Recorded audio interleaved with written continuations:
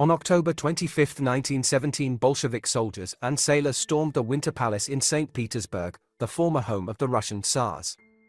Among the wealth and grandeur of the palace, the revolutionaries stumbled upon perhaps the greatest treasure of the Romanov dynasty, Nicholas II's personal wine cellar, which housed the largest collection of fine wines, liquors, and cordials in the world. Having thousands of heavily armed men and civilians in the proximity of the largest cache of booze on the planet was certainly a big problem for Bolshevik officers and politicians. Already Bolshevik soldiers were carting out kegs and bottles, beginning a Bolshevik boozing spree that would quickly get out of hand.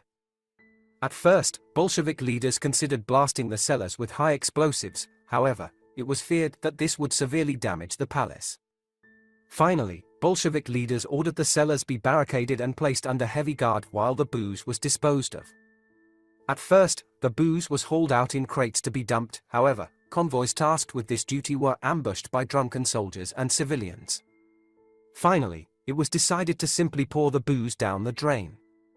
This plan failed when people by the thousands gathered around the palace drains with buckets. Finally, the large drunken Bolshevik mob stormed the Winter Palace a second time, easily overwhelming the guards and overrunning the cellar. Immediately, St. Petersburg erupted into an orgy of drunken rioting and looting. Boozed-up Bolsheviks began fighting or having sex in streets. Rape and murder was common, so were brawls and shootouts among heavily armed soldiers. Many people were killed by stray bullets as soldiers fired their weapons into the air in celebration.